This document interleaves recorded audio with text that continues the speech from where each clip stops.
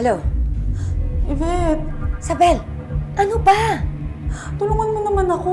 Ikaw na lang yung pag-asa ko makatakas dito. Sige na! Alam mo, ikaw, kung may utak ka, magagawa mong makatakas dyan. Eh, ako nga nakakulong, nakatakas ako. Ang dami-daming gwardiya. Diyan, ang luwag-luwag dyan. Di, manap ka. Manap ka ng paraan. Yvette, nagsinungaling ka sa akin eh. Sabi mo, tutulungan mo ko. Sabi mo, masamang tao sila para makapagkikita ako kay Kuya Raul. Pero nagsinungaling ka. Mabuti silang tao. Yvette! Yvette!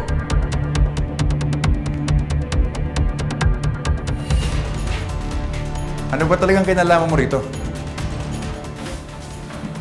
Kuya, hindi ko nga po alam bakit ako yung pinagbibintangan na kasabot ni Yvette eh. Si Yvette, simula na dumating yan sa buhay namin, hindi na yan tumigil hanggat di nasisira ang buhay namin ni Josie. Kuya, kaya lang naman talaga ako pumasok sa inyo ni Ate Josie kasi gusto ko siyang tulungan nung nagkasakit kayo. Magsalita ka na. Magsabi ka ng totoo. Para hindi ka madamay dito.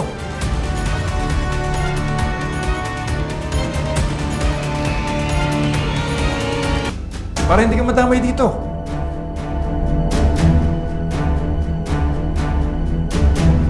Bakit sabi ni Sofia at Marge, nabasa raw nila yung text sa'yo ni Yvette? Ano ibig sabihin nun? Hindi ko nga po alam eh. Bigla na lang siyang nag-text. Kahit check niyo pa po, hindi nga nakasave yung number niyo. Walang Yvette dito sa to.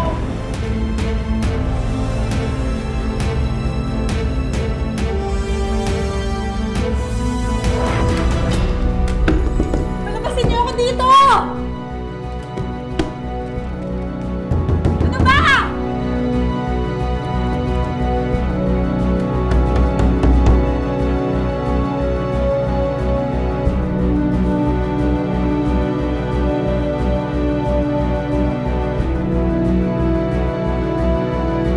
Problema tayo. Nakatakas si Sabel. Ano nang gagawin natin ngayon? Para natin mahanap si Josie. Oh, wala siya dun eh. Si Isabel, siya yung kakutsaba ni Yvette.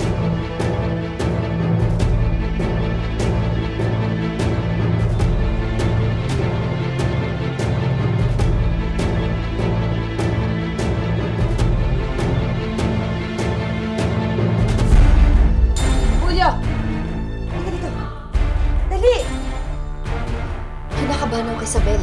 Baka makumbinsi siya ng mga tao doon, makapagsalita siya. Ituturo niya tayo dito. Kailangan lumipat tayo. Sige na, isa kayo sa kotse yan! Dali!